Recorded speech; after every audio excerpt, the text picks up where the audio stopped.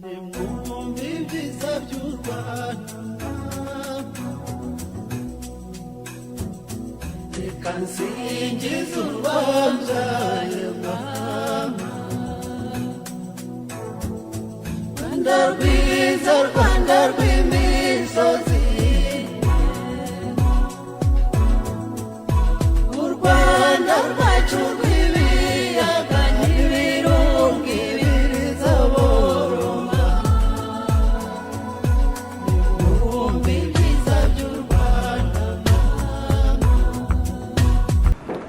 Amashyo amashongori mukomere dukomerane. Muraho neza? turabona amahoro. Yego. Urabona rwose ufite imbaraga. Noneho wa mbere cyagiye twavugaga ibya gripe, ariko uko nkubona nta bimenyetso ugaragaza by'uko hari uheruka kugira amavunane. Oya, ubu ngubu rwose numva imbaraga zihari.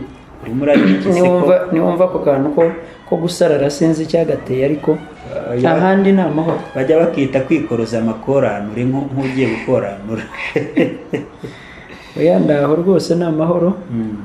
Kandi buri gihe iyo ntekereje iyi gahunda binyongerera intege.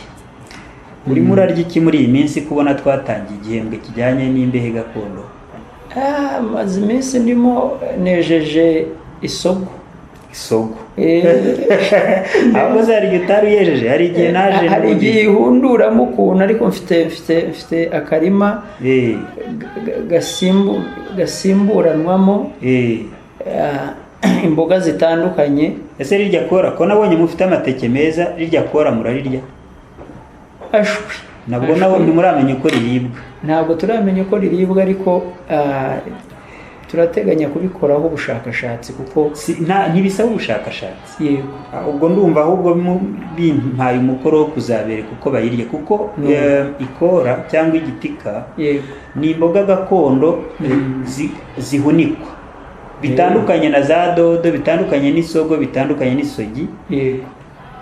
Ikora rirahunikwa cyangwa igitika.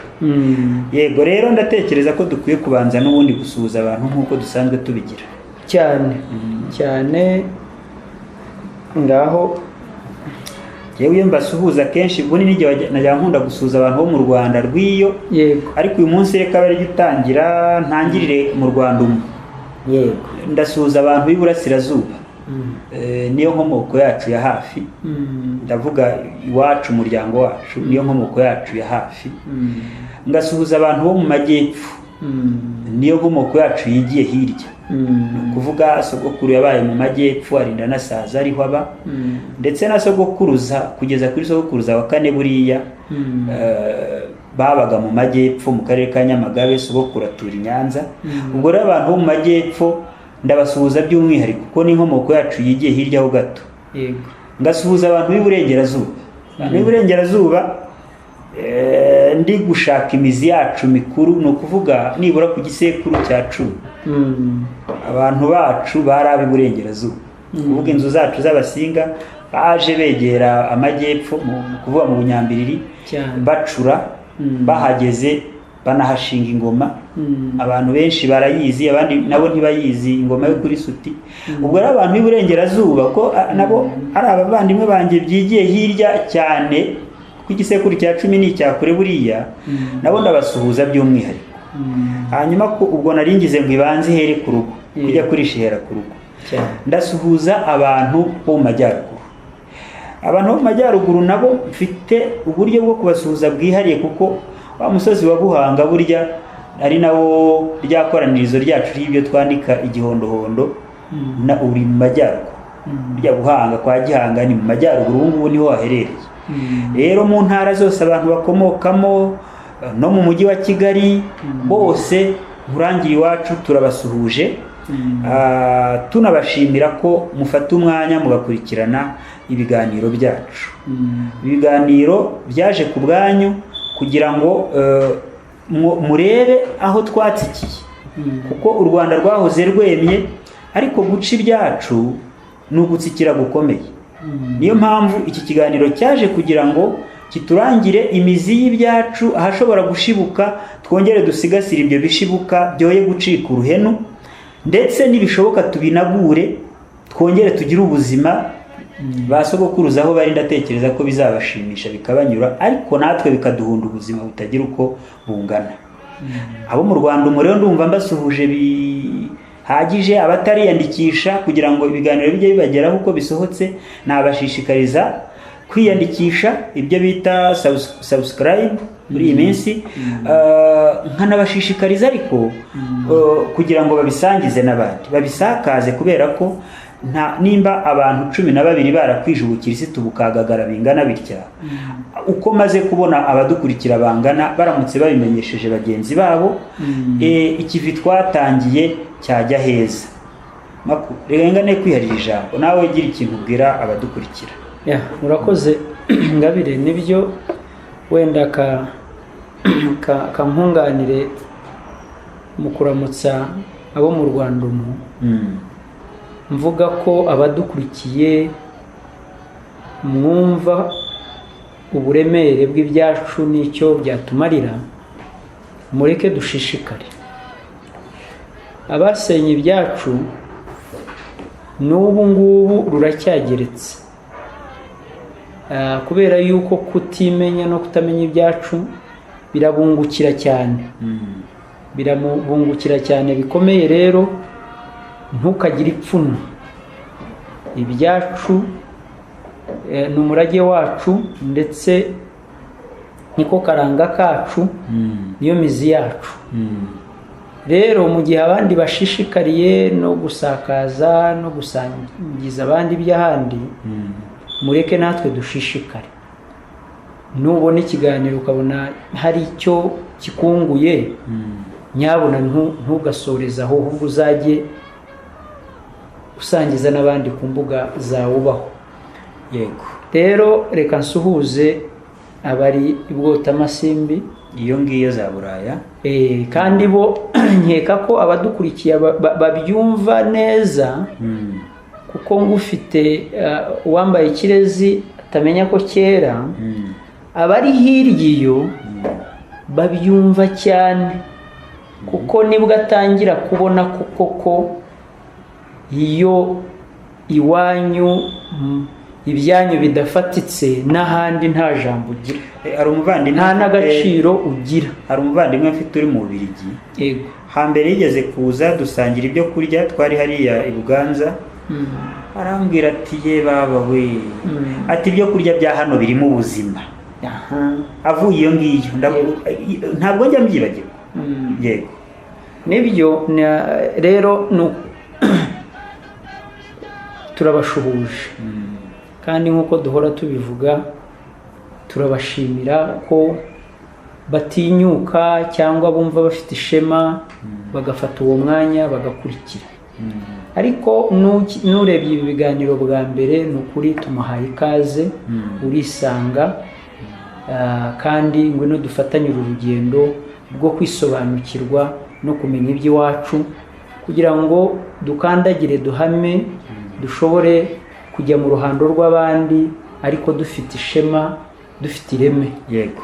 Ndumva rero Ngabire, bya subscribe babivuze, ibya like, ko iyo umuntu ababonye ikiganiro bagikunze bakakilikinga bagasubscribinga, hari ukuntu bireshya na wa wundi kutari gushishikara, yabona ikiganiro gikurikirwa, yabona abakibonye bagikunze babigaragaje, bifite ukuntu bireshya n'abandi bakabasha kugikurikira. Ngabire rero ndumva waterura uyu munsi. Ubwo ndaterura nanakomeza, ni ukuvuga ngo ubushize, mu kiganiro cy'ubushize twabwiyaga abantu ko twababwiye ko twari dutangiye igihembwe cya kabiri. Igihembwe cya kabiri kikaba ahanini kibanda ku bijyanye n'ibiryo gakondo, imbehe gakondo, ubuzima ku mbehe yacu. Twatangiye tubabwira urutonde rw'ibyo kurya muri rusange, ariko hari ibyo tutababwiye, ni nabyo tugiye gukomerezaho mbere y'uko tubamenyesha uko inteko iyi cyangwa iriya ikorwa, kuko ntekereza ko aricyo kiganiro kizakurikiraho. Ni muri urwo rwego, ku rutonde rw'ibyo tutababwiye umunsi twahereye ku birungo. wenda ukiri aho kugira ngo uvuze inteko abantu bashobora kumva inteko bakagira ngo ni inteko ishinga amategeko, ariko uburyo bwo guteka reka mbivuge gutya, uburyo byategurwagamo cyangwa byatekwagamo tuzabisobanura mu kiganiro gikurikiyeho kugira ngo noneho nushaka kubigerageza cyangwa kubishimikira aba afite inzira yawe, amenye inzira akurikira, kubera ko ibiryo ibi cyangwa biriya bishobora kutaryoha burya bitewe nuko byateguwe nabi. Hari umuntu ukunda kuvuga ngo burya guteka ni ikiganza. Twebwe tuzabarangira ikiganza cya basogokuruza ku bijyanye nuko bateka indyo gakondo. Urutonde rero nari maze kubivuga ko uyu munsi duhera ku birungo makuza. Abanyarwanda ntabwo bakunze kurya burya ibiryo birimo ibirungo nk'uko tubibona uyu munsi. Uyu munsi hariho ibirungo byinshi ku buryo umuntu ashobora kuba afite amafaranga 1000 akabwirirwa kubera ko yose yayaguze ibirungo akarinda yashira ataragura ibiryo nyirizina. Wenda nkunganiye Ngabire nuko mu byo twababwiye nyine twababwiye ibiryo bitandukanye, ariko tukaba dukomereje nyine ku birungo nk'uko wabivugaga. Ibirungo ntibyari na byinshi, wenda kambikubite mbangura. Yego. Hahoze urusenda, abantu bagize impaka bavuga ko ngo urusenda rutaba ari gakondo, ariko hari urusenda rutoya cyane abantu bahimba kamurari, ruba rufite intete ntoya. Abazasoma igitabo cyacu kijyanye n'ibyo kurya gakondo bazabonamo ifoto yarwo. Ni ukuvuga ngo urwo rusenda mu miryango myinshi ndetse yagiye ikunda gukoresha urusenda, barutekanaga n'ibyo kurya. Abana bakazakura bazi ko ibiryo ruba rurimo. Hari ngo nagiyemo ko jewe urwo nakuriyemo rwari rwarayobotse ubukristo butarya bene ibyo, ntabwo naruriye nkuze aho ntangiriye guhitamo u Rwanda kurusha ibyo bindi. Twagiraga n'umwenya. Uyu munsi umwenya ufatwa nk'umuti, ariko ni n'ikirungo cyiza. Kuko umunyenya no mu buryo bwo gutegura n'amavuta, kugira ngo kuko hari abatabasha burya iriya mpumuro y'amavuta bawushyiragamo. Umwenya barawunywaga bisanzwe nk'uko tuwunywa uyu munsi, ariko no mu buryo bw'imitegurire y'amavuta kugira ngo agire impumuro yihariye idasanzwe, bashyiragamo umwenya. Amavuta bakimara kuyacamutsa kugira ngo bazabashe kuyashyingura neza afite n'impumuro nziza. Ntabwo ari ibirungo byinshi rero twari dufite. Urebye ku rutonde rw'ibirungo, ibi nibyo twagerageje kwegeranyiriza wowe ukurikiye ikiganiro Urangira Iwacu. Arakoze Ngabire. Ntekereza ko n'impamvu abakurambere bacu batagiraga ibirungo byinshi, bafite uburyo bajyanishaga indyo, ikaba iriho ibintu byinshi bihagije ubwabyo bikagenda byuzuzanya, ku buryo batakeneraga kubihongerera cyane. Ariko ngira ngo twari twabivuze yuko imbehe yacu igirwa n'ibice bibiri. Icya gatatu nacyo turaza kukivuga, ariko ibice bibiri by'ibanze byari uburisho, hakaba n'ubukozo, hakaza no gusomera. Turaza gusomera rero nubwo igice cya gatatu navugaga turakigeraho. Rero hari ikindi abantu bakeneye kumenya, nuko hari abantu batekereza ko kera abanyarwanda batakaranga. Yego.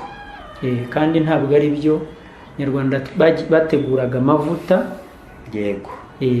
Ku buryo ubu wenda twavuze n'ijambo ku ibirungo, ariko ni n'ijambo ryavugaga gukaranga cyangwa kurunga kwa kundi abu bacamutse amavuta. Yego. Ibiryo bikajyamo nyuma, binyuranye nuko twebwe byagendaga. Yego. Ahubwo bageragezaga kubega ku mavuta. Yego.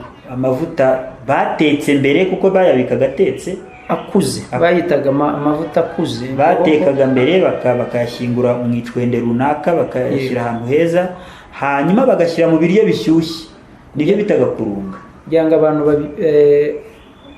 babyumve, urumva vuza icwende wenda bashaka kutabyumva, ariko ni igikoresho nyine cyabikwagamo amavuta.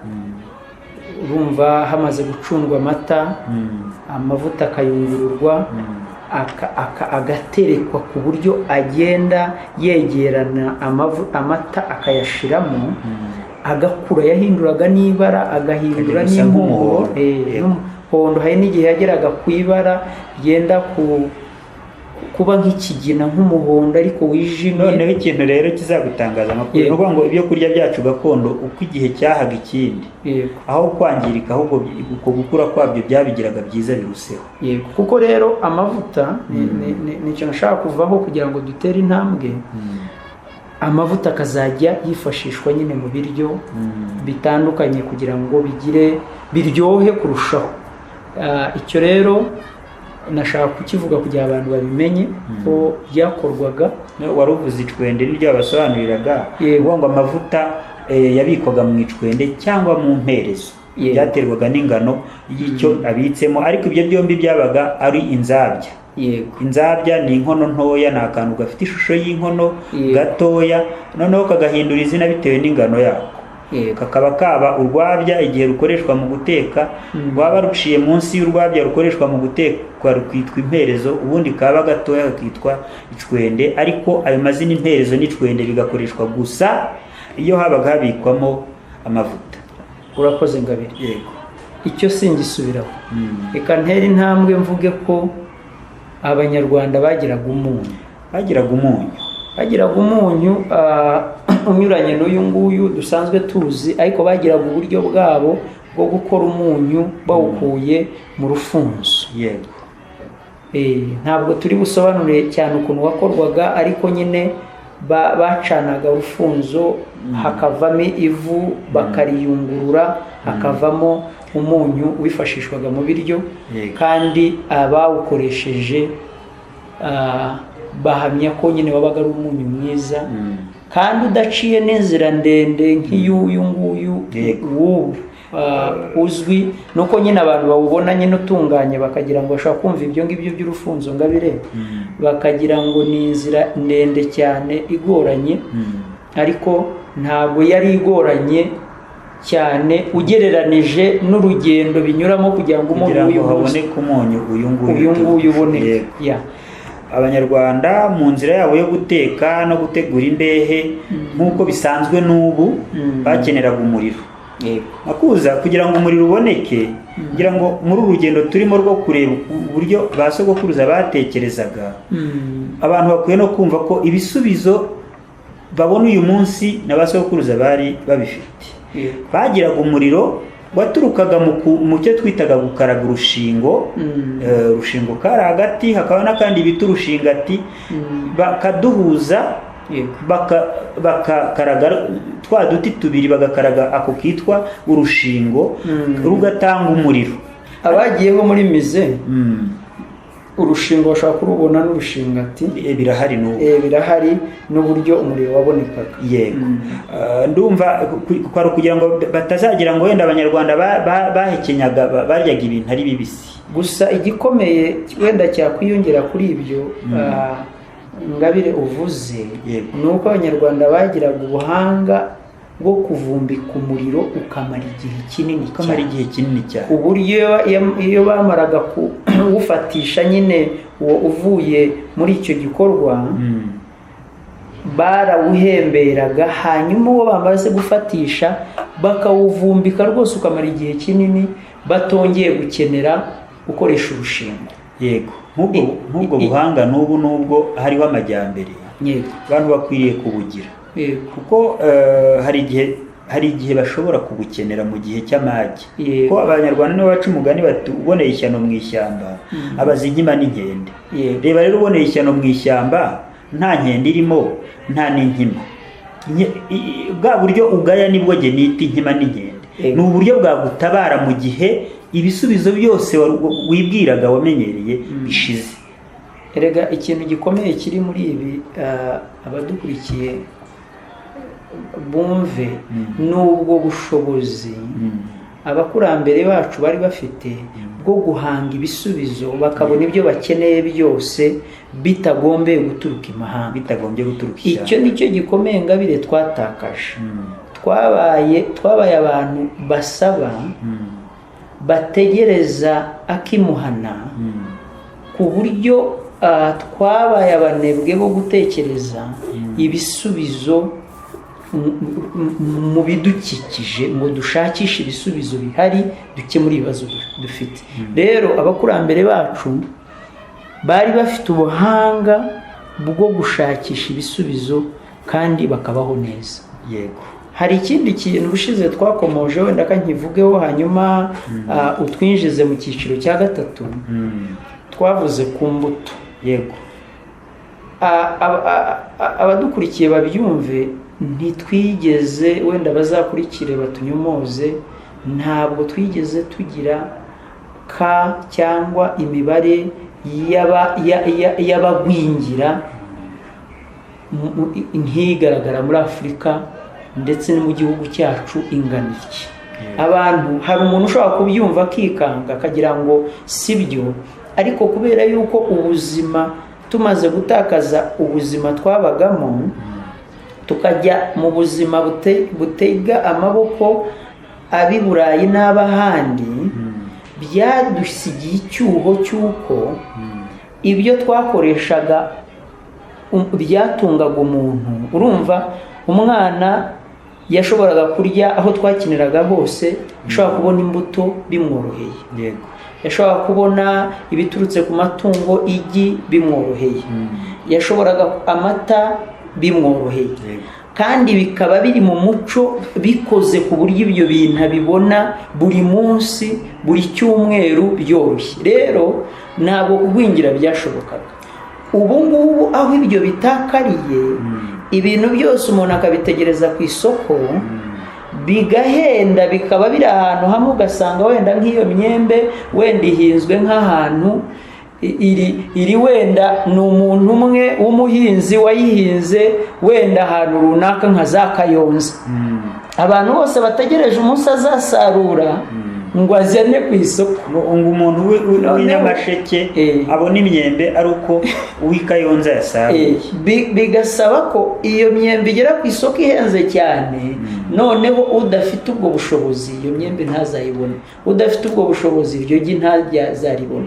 Mu gihe izi mbuto twazikomojeho ariko twirukanka, ariko twakongera iki kiganiro cyo kigamije ni ugukangura intekerezo kugira ngo n'ahari ibi biti bisigasirwe no gutunga urumuri ku byo abakurambere bacu bari bafite, kugira ngo ibigihari abantu boye gukomeza kubifata nk'ibyo mu ishyamba nk'uko rubanda babivuga. Noneho igihe wari gutera gereveriya utera inkeri, igihe wari gutera ikindi giti kidafite icyo giguha utere iminyonzi, utere amasasa. Hari igihe usanga umuntu aba mu bihuru by'indabyo, abantu bakunze kuvuga ko ari ubuhezanguni, ugasanga nk'umuntu atuye mu bihuru by'indabyo, bishobora rwose gutuma asa n'uworoye isharwatsi, kuko inzoka z'insharwatsi zikunda ahantu nk'aho habuditse haba hari bene ibyo bihuru.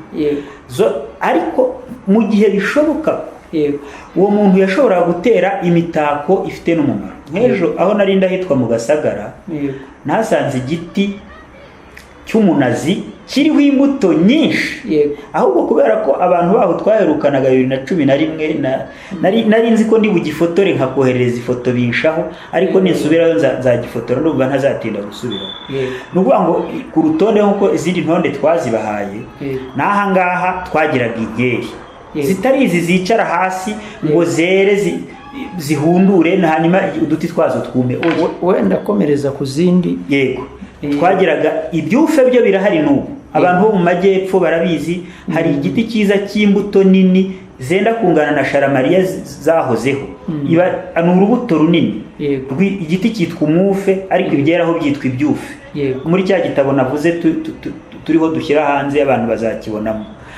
Bamwe ntibari bakizi. Twagiraga kandi ibiti n'ubu biracyaha, ariko ejo bundi nateye bitatu maku. Nawe ndumva hari ibyo nateye amasasa, twagiraga amasasa, imisarasi twarayiteye. Twagiraga imikoma. Mu burasirazuba haracyari imisagara. Yego, twagiraga imisagara y'amaharakubiri, hari imisagara bitaga iy'abashumba itagishya, n'imisagara ishya rwose ikaryohera. Tukagira hari izihari n'ubu abantu nabonye benshi barabitatse mu rugo, bigira amahwa maremare bita ngabo. Epfo hari Bugesera byita rugazamayira. Biriya biti byera imbuto zijya no ku isoko. ngira ngo bazabibona abari kubisarura mu gitabo cyacu twashyizemo abantu basarura izo mbuto. ahandi rwose ni ubucuruzi bukomeye ni ubucuruzi bukomeye cyane, ni imbuto bajyana n'ahandi. yego. Ibiti by'imimena bishobora kwifashishwa nk'igiti gisanzwe kuko birakomera cyane, ariko bikera n'imbuto ziribwa. Ikigamije hano Ngabire ni ukugira ngo n'ibindi biti byacu byeraga imbuto tubisigasire, tubitere. Ibiti twese tuzi ko igiti no muri rusange gifite akamaro ukuyeho iby'imbuto, ariko tubishake noneho utekereze uvuga uti ko ngiye gutera igiti, watera igishobora kuvaho imbuto. Noneho ikigutangaza ni uko ibiti hafi ya byose byacu, kuko politiki ya leta iriho ubu ni ugutera ibiti bivangwa n'imyaka kuko ubutaka turabukeneye. Noneho akarokora gahari ni uko ibiti hafi ya byose byacu byose bivangwa n'imyaka makuru, ntabwo byona. Yego, ntabwo byona, abantu ibyo babyumve. Naho byabaga biri mu mirima, yego, ntabwo byona, naho bikiri n'ubu ni ibintu bizwi. Wenda Ngabire kadutera intambwe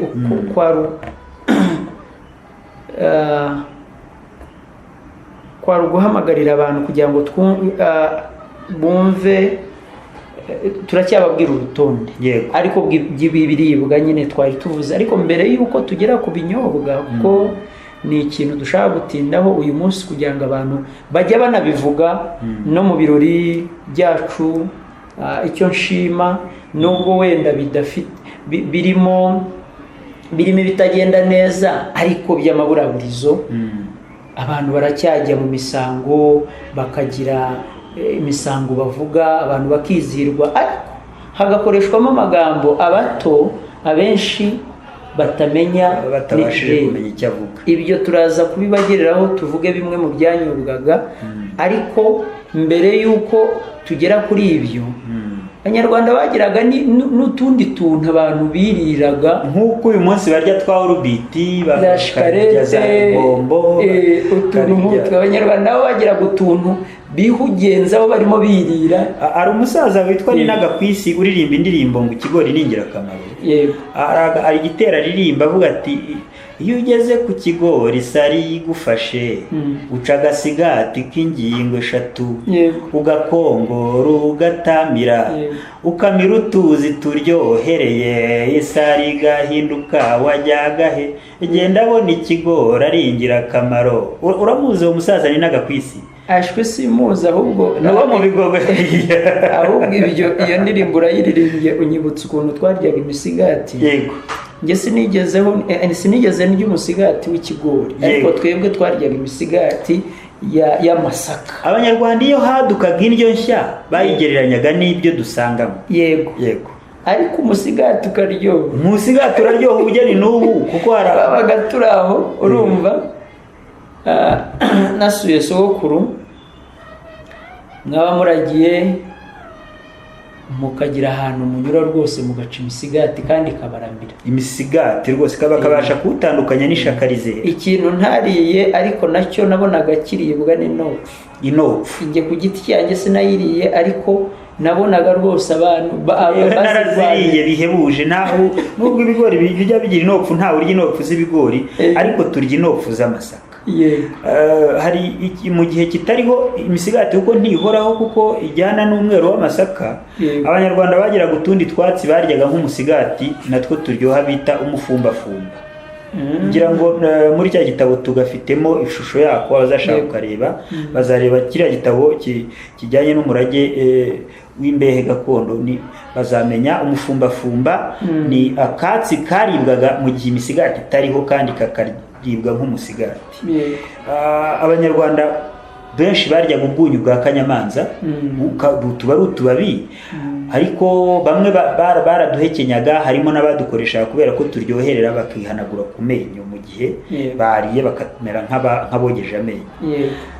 Urebye Abanyarwanda nanone nta kintu kiriho batari bafitiye kiriho ubu nanone, kandi ibyo byose bikagira umumaro udafite izindi ngaruka. Yego, mu gihe shikarete na bombo n'ibiki, urabizi ko n'abizi iby'amenyo bavuga bati nyamuneka abana mubabuze, bigiramo isukari ishobora kwangiza amenyo, udukoko bikatworohera. Ariko bibi byacu, wenda uvuze amenyo nyibutsa ko abantu bacu ntibarwaraga amenyo, bagiraga ibiti byihariye, yeshaga uduti tw'umusagara, imisagara nicyo nari ngiye kuvuga neza, ikoza neza amenyo kandi ikaba irimo nyine uwo muti wihariye, ugasanga amenyo arera de kandi nta bindi bintu bidasanzwe bakoresha, batagombye kugura imiti y'amenyo nk'iriho ubu. Ntituvuga ko kugira umuti ubu ngubu ari bibi, ntabwo ari bibi, ariko turerekana ko ntabwo nanone abanyarwanda bakwiriye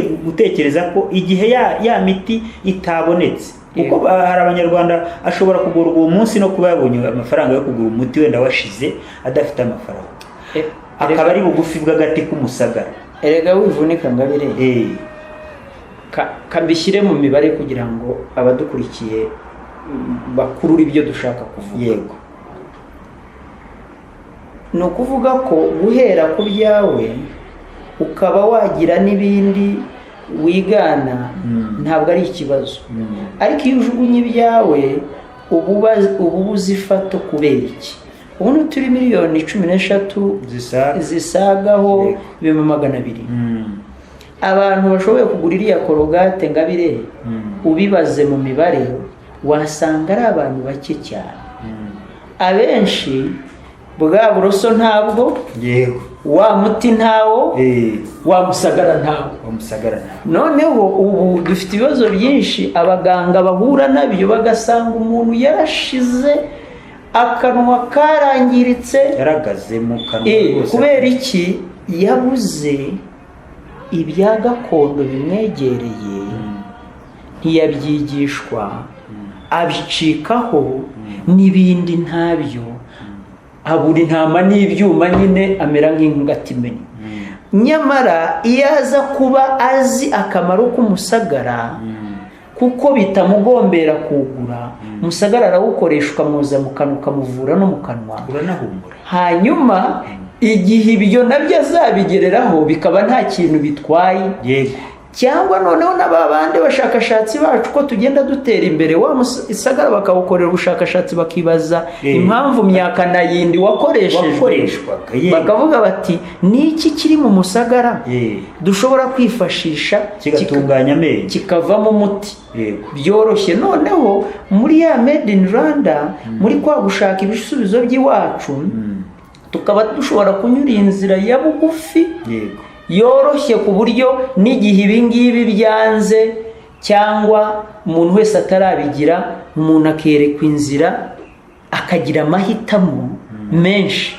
Yego, reka tujye ku byo kunywa makuru. Yego, ibyo kunywa nabyo byari mu ngeri ebyiri. Yego, habaga ibidatarwa. Gutara ni ukuvuga ntibitanyobwaga nk'inzoga, hakaba n'ibyanyobwaga bihiye nyine bitaze.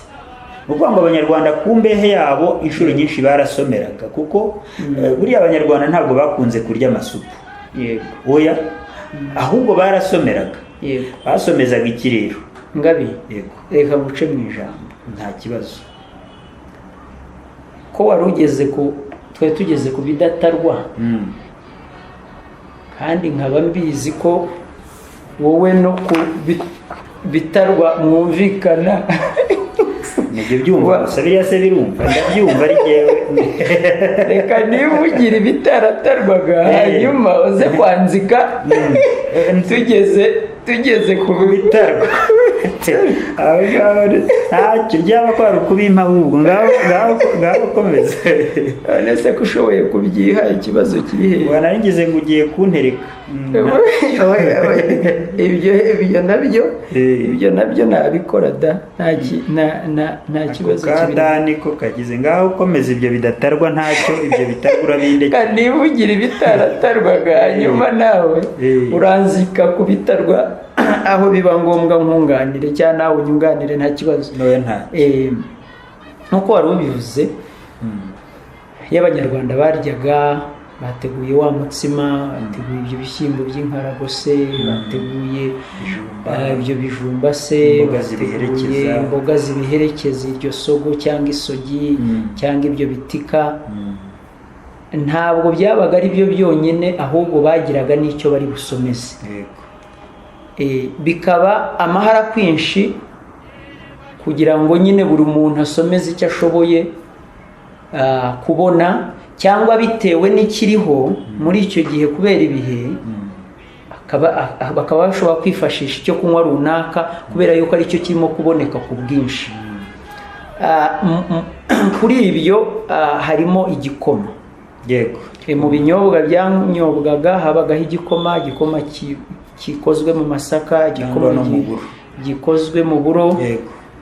N'ubu ngubu ngabe, n'ubu ngubu iki ni igikoma kitarabona byinshi bigihiga, kuko kiba gifite urabona nk'ubu ngubu igikoma cy'ibigori, ibigori kugira ngo bivemo ifu bisaba ko bafata intimatima bakayikuramo, bagafata kariya gahu k'inyuma bakagakuraho, hagasigara cya kindi cy'umweru cyonyine, akaba ari cyo basya akenshi muri aya mafu tuvana ku isoko. Ariko ubushakashatsi bugaragaza ko 85% biba muri uriya mutima na kariya gahu. Iyo birimo sinzi ko hagasigara kiriya cyumweru kirimo umumaro muke. Iyo bisesheje utabivanyemo, wenda uzabigerageza wumve. Oya ndabizi. Yaba umutsima yaba igikoma, isukari ibirimo utarinze kuyishyiramo. Ibirimo ikinegu nyine babinegura nuko bitaramba. Nyine Mungu bwa buryohe nayo nibwo bugura nibwo n'amazi n'iki. Ariko ishaka n'uburo byo byarumaga neza ku buryo biserwa rimwe ntibigira igikurwamo kandi bikanarama. Hakaza amata yanyobwaga nk'inshyushyu, n'ubu ngubu inshyushyu abantu barayizi, nyobwa nk'ikivuguto. Ikivuguto kiracyahari. Shima Imana y'u Rwanda ko ibyo nabyo bitarakendera. Hakaza umubanji bataza amata ni kwa kundi inshyushyu uba wumva itangiye kuzamo nk'akantu. Iba yaraye ubundi bayita umubanji nk'iyo yaraye. Oya hari igihe irara ntibe umubanji. Nari nk'igira amata akomeye bugacya yavuze yabaye. Noneho hakaza amacunda rero ni amata ariko yamaze gukurwamo amavuta. Nyuma yo kuyacunda nyine hakavamo amavuta. Ayo yose ubu ni uburyo butandukanye amata yanyobwagamo. Wenda uko tugenda tuganira tukagera no mu bindi biganiro muzumva andi mazina yitwaga amata. Ni ikinyobwa cy'ikuzo rikomeye ku buryo cyagiraga amazina atandukanye bitewe n'ibyerekeye inka hafi ya byose niko byari, bitewe n'uyanyweye, bitewe n'igikoresho ateretswemo, bitewe n'ahantu yagendaga ahindura amazina. Ariko uburyo buzwi ni ubwo bune: kunyobwa ari inshyushyu, ari ikivuguto se, ari umubanji, ari n'amacunda. Hanyuma hakaza umutobe. Umutobe uvuye mu bitoki, ukagira nawo ibice bitandukanye. Hakaba umutobe w'umwikamire. Icyo gihe nta mazi aba yashyizwe, nta mazi haba namba. Bamwe bawita umuhama makuza, umuhama, umwikamire. Hakaza umutobe rero, umutobe bitaga umutobe niba nabyita umutobe babaga bongeyemo amazi igihe igitoki kimaze kureta. Hanyuma bakaba bavanyeho umuhama bitewe n'icyo bawukenereye cyangwa umwikamire. Noneho bashyiragamo amazi kugira ngo bongerere igitoki imbaraga. Umutobe waho hagati y'umuhama n'undi mutobe ahari uri butubwire ubwoko bwawo, uwo niwo bitaga umutobe nyirizina. Hakaza amaganura cyangwa amatetu. Impamvu zo kwita izi nyito mu gitabo dutegura cy'ururimi gakondo rw'ikinyarwanda tuzazitindaho turebe imvo zazo, kuko ntabwo urumva umwikamire harimo inshinga gukama. Hari aho mu Rwanda batavuga kwenga, bavuga gukama. Yego. Amaganura hari aho bavuga kugana ibitoki. Noneho ahubwo aho ngaho kizagutangaza nyine amaganura bo bayita amatetu, bo ntabwo bayita amaganura. Iyo bagiye kuganura babyita gutetura. Tuzabitindaho mu gitabo kivuga iby'ikinyarwanda. Hakabaho n'igikatsi. Igikatsi urumva iyo bamaraga igikatsi si ikinyobwa nyine ntabwo baragisarikaga, ahubwo nibyo nari ngiye gusobanura. Iyo umutobe wabaga umaze gushiramo bawukuyemo, cya gikatsi ntabwo bakijugunyaga, ntabwo bakijugunyaga, ahubwo bashyiragamo amazi aho kugira ngo, kuko abanyarwanda ntibakundaga kunywa amazi bugezi nta kindi kintu kiyaherekeje, babaga bari mu gasozi, ni ibintu byabagoraga. Rero iki gikatsi bakakibika, bakazajya bashyiramo amazi, bakazajya bayanywa ariko afitemo ako kantu k'umutobe, bikabashishikaza kunywa amazi bitabagoye, bakayanywa nk'abanywa umutobe. Nihuse rero hari ubushera, hari ababwita umusururu, mu majyepfo iruhande bakabyita kamata, amazina menshi, ariko ayo nagiye numva cyane ni ubushera n'umusururu.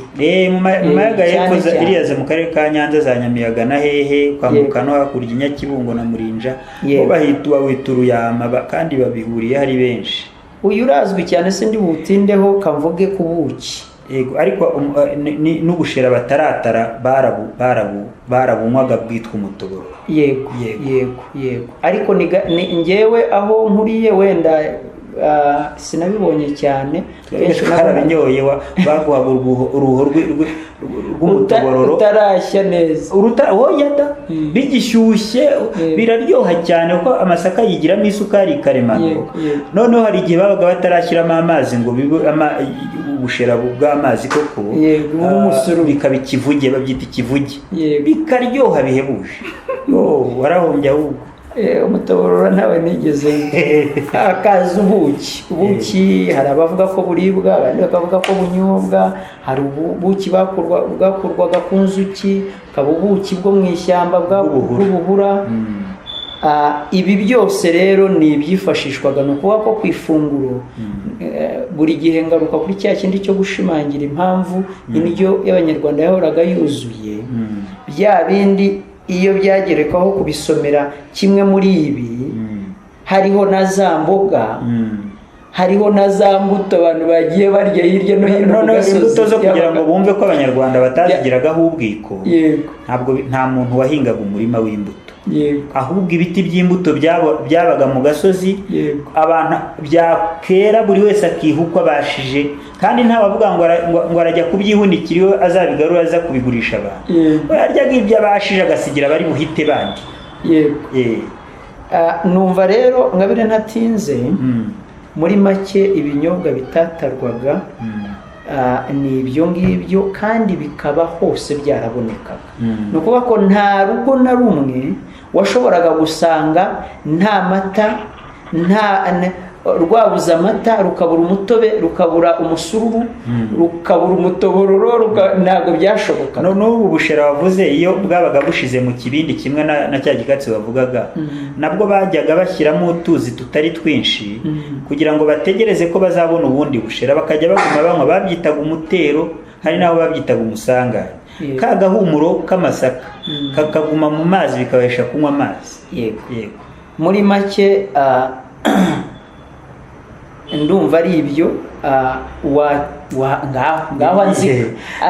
Ngaho ndanzika nananzura, wageze ngo ndatinda, kuko igihe twari twihaye gisa n'icyatwirukankanye. Ariko igihe n'ubundi ntabwo buriya abantu ntibavuga ngo baragenzura igihe, ahubwo kirabagenzura aricyo, kuko nicyo kigenda, bo ubashije aragikurikira akagenda mu gihe. Rero iminota isa n'iyatugendanye, ariko ndakubita mbangura nananzura tugana ku musozo. Wari wampaye umwanya wo kuvuga ibitarwa cyangwa ibihiye, kuvuga ngo byarakunaniye. Mama niwe ujya umbwira ati utarya arya kariya.